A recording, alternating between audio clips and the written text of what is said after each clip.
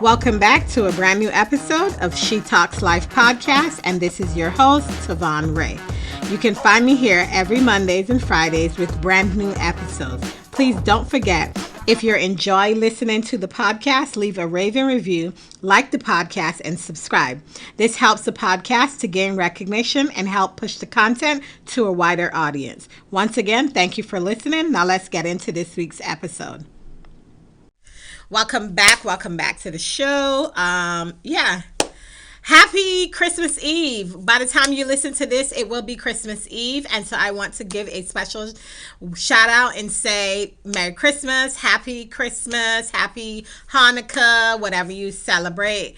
Hanukkah, all that good stuff, Let's just jump right into this one. And what a perfect time to kind of talk about this topic today. Today's topic, we're talking about pivoting our lives.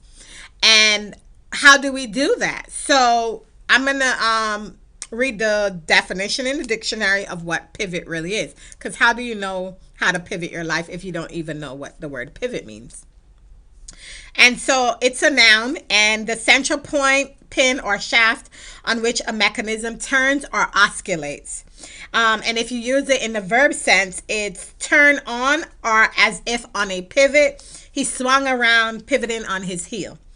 The reason I brought this up is pivoting in life is because this is the perfect year, the perfect time of the year to change.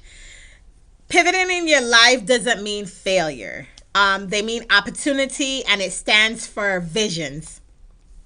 They include your crazy ideas, any new beginnings. Pivoting is for the dreams you never thought could come true, but can and should. That's how you pivot in your life. And so, let's find some ways to pivot in your life. How you define success. So here are 10 ways to pivot in your life, written by Steph Laffey. Pivot any offers, pivot your intent, your content, pivot just how to pivot who you are as a person. So the first one is pivot the way you view and define success. You create your definition of success. What you see as successful for yourself, that's how you would pivot and create your own life. So you got to have a point where, are my goals that I set for myself, how do I get there? That's the way you view it. Like, how do I get there? I set these goals and I'm ready to, to pinpoint how to get to that next step. The second step is pivot your health.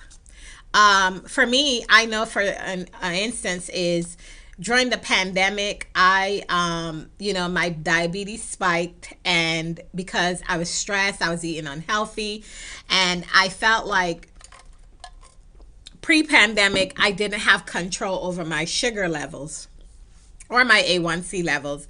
And so during the pandemic, I'm home. I don't have anything to do. I'm working from home, but I have access to walk the neighborhood. And I took the opportunity, every opportunity that I got, to actually step away from the computer, take a 15-minute break, and walk outside to, a mile and a half with the dog, come back twice a day. Even in the evening before bed, I would walk. I even bought a bicycle so that I could ride the bike if I don't get out and walk, if I'm having a busy day and I can't actually go outside, if the weather is different. So I bought a bicycle and I utilized that bicycle in order to help me with my health journey. I also cooked. I was cooking before, but I also took stock in how I was eating, what I was putting into my body. I had more time now to actually plan my meals, create my meals, watch healthy eating, watch healthy living videos, get inspiration. So when it comes to your health, learn how to pivot your health. Figure out what to do. What is it that you want to work on, and try to work on it. So for me, coming in the 2022 year mark, I I did not do a lot of exercising in 2021. I have to admit that I didn't do a lot. What I did do a lot of was a lot of self-nurturing. So the exercise kind of fell off, but I kind of still tried to maintain some kind of balance. So I decided to pivot my health even further than what I had, and kind of my body plateaued. So now I want to mix it up. So next year, I'm trying to get involved in weight training. The third way to pivot is pivot the way you love yourself. A lot of times we are afraid to sit back and actually take care of us. It's so easy to take care of someone else that I feel like when you get to a point where you don't know how to do things, you just focus on other people and you let yourself go. So pivot the way you love yourself is a great one, because love your body, your mind, all of it, like throughout the whole thing. Just do self-love, self-compassion, growth, choosing how you want to feel love from yourself and someone else. You know, think about taking 5 minutes out of your day to meditate and help your mental state. Plan, if there's something you got to do for yourself, like go to the spa, take a nice long shower. If you haven't had a bath, soaked in the bath in a long time, buy you a bath bomb, put it in the bathtub, and just go with the flow. That's how you pivot your self-love. Pivot what and why you celebrate. Now that's a good one. You don't have to hit a giant milestone. All you need to know is that any little thing that has changed that you feel you've accomplished, that's a great way to celebrate yourself and your life. Like, it doesn't have to be big milestones to celebrate life. Celebrate everything. Like, for me, I started a YouTube channel. And I had no idea what was going on, how to get it done. And it's still in the beginning stages for She Talks Life, because I want this podcast to grow. But I am celebrating the journey of getting there. Like the journey. Do you know how many years I've been trying to figure out how to do my podcast on YouTube, and I couldn't figure it out until recently? So I'm celebrating that small win, that I figured out how to give this podcast to a wider audience besides Spotify and whatnot. Number 5, pivot the way you view productivity, the way you view your time. Like, time is money. I'm being real with you. Time is money. Let me tell you something. I work a 9 to 5. I'll say 9 to 5, but I work corporate. I'm in corporate America. I am, my days are long, but I love the journey of podcasting. It is my passion. It's my future.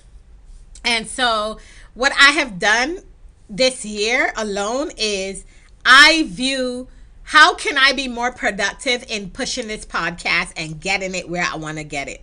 How am I valuing my time, and where does my time go, and how can I do that? And when I sit down to talk to my therapist about the things that I want to do, the view, how I'm doing stuff, and me and her were coming up with ideas. And you know what I did? Like, normally for vacation days, I would take my vacation days. I didn't really have nowhere to go, or I would just have to go somewhere to do something, whatever. But this year, I took my vacation days and actually used it as recording time. I created my studio setup so that when I am ready to record, like, it's right there. My mic is set up and ready to go. My computer is ready to go. Like, I knew that I had to create the time to record. So I looked at the time that I had, and I was like, if I'm going to do this, I need to find time. Like, this entire week, I took half a day so that I could record. I get up early in the morning at 6 o'clock. I start my day at 6. I get online, I do my work, and then at 11 o'clock, I know I'm clocking out, and I'll have lunch. By 12 o'clock till 4, I am going to be recording. I run 3 podcasts, 2 in a possible. The third one is still in the works. It hasn't aired yet, but I'm thinking about it. And the 2 podcasts that I run, I dedicate time to it. So when it comes to your life, the way you view productivity and the way you view time, you've got to set time for the things that matter. Set aside the time for things that matter and get your goals accomplished. Number 6, pivot who you allow into your bubble. Now that I cannot stress is a great one. People's energies can shift you from all different aspects of your life. It can be anywhere from somebody that's toxic, bringing their own toxicity into your sanctuary. For me, I don't let people in. When it comes to my home and my world, I allow people to be at the boundary gates, which is that bubble. At the bubble, you can't come over uninvited. You can't force yourself on me. I had to learn how to set boundaries so that people won't overwhelm me. I'm an introvert, extrovert. And so oftentimes I love to be around people, but sometimes I need to take that moment for me to rejuvenate. So I need to distance myself from others so that I can be the better me. So I realize that not everyone is capable of coming into my bubble and being okay with the sanctuary that I've created for myself. Because 90 times they have chaos and they bring their chaos to me and I feel it and the energies are off and then it's just haywire. So pivot who you allow into your bubble. Number 7, pivot into positivity. Speak positivity into your life and leave negativity at the motherfucking door. Like, you don't want that shit. You don't want negativity in your life. Like, I used to be very negative and I used to think like, why me? Why me? Why me? Why am I dealing with this? Why am I going through this trauma? Why am I doing this? Why is anxiety creeping in? And then I realized that, like, even with my job, because I am not fulfilled at my job at the moment. And it's been happening for a long time. And so I started out being very negative. Like, I would talk to my coworker, I would complain to her. I'd be like, oh my God, I hate this job. I hate the people I work with, this, whatever. And then I realized I'd still feel bad, even though, I'm complaining, I'm not in this positive spirit. It just didn't feel good. I just didn't like how my mind and my body was feeling. So I started looking at the positive outcome and started speaking positivity, gratitude. What am I grateful for? I'm grateful to have this job so that I can get the opportunity to set aside time to actually record my podcast. I am grateful for the fact that this job is allowing me to work from home with the freedom that, I can do content other places. I can get time to do other stuff. I'm grateful. I am happy that I'm in the position where I am to enjoy that space and that energy so that it could be positive. I know the world isn't always going to be a positive place. I know you're going to have ups and you're going to have downs, but even though through the ups and the downs, I still feel like you need to embrace positivity and just let go. Like, just make the effort to see the positive side of a situation so that you can embrace optimism. Number 8, pivot how you view your own happiness. This is good. A lot of the times we put our own happiness on the back burner. We would be, as parents, we make sure our children are okay, because that's the innate thing that we have to do as parents, right? We have to love our children. We have to love the life that we have. We have to make sure that our children eat. They have a roof over their head. The bills are paid, water, all that good stuff. That's what we do. We nurture, we take care, we do what we need to. But sometimes we have to take a step back and look at what makes us happy. Years ago, I didn't know how to do that. Now, after being in trauma therapy, I have learned how to pivot my own happiness. I get up in the morning, I make breakfast, I tidy up my home, make the bed, make sure everything is great, light the candles, turn the music on. I love to dance. I love to just listen to music and have it blasting in the house. It makes me happy. It makes me like the endorphins. It just makes my body feel good and loved. Take a walk, I read, I listen to music, I listen to other podcasts. Like I laugh, I smile, I enjoy myself. When my partner is at home, we do things together. We go out to dinner, we go out hiking, things that make us go as a couple, but also makes sure that we're happy while we're doing it.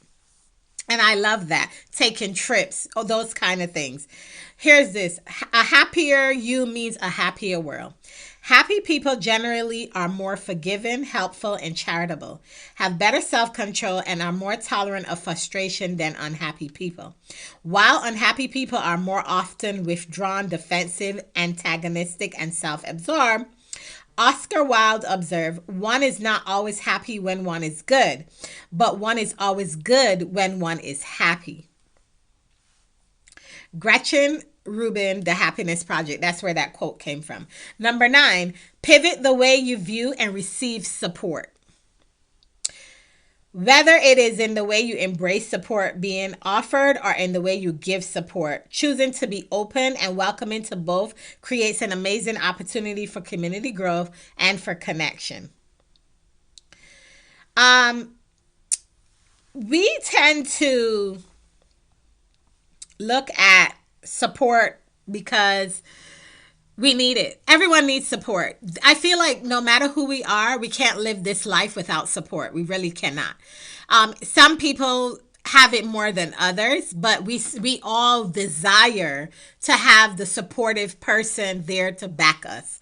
And so create that tribe. If you find that you are in a position where you lack support, speak up to the people that you want in your life and ask them how to give you the support, and vice versa, because you have to offer them support the same way they have to offer you support.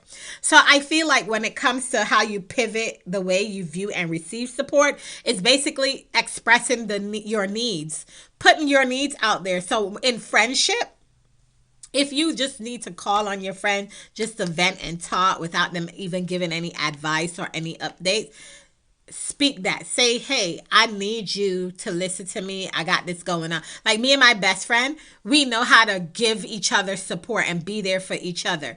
And I, for a long time, was very combative with receiving support because I had to always do it on my own. So when it came to somebody trying to help me do something, I didn't understand it. I didn't know how to receive it because I was not familiar with it.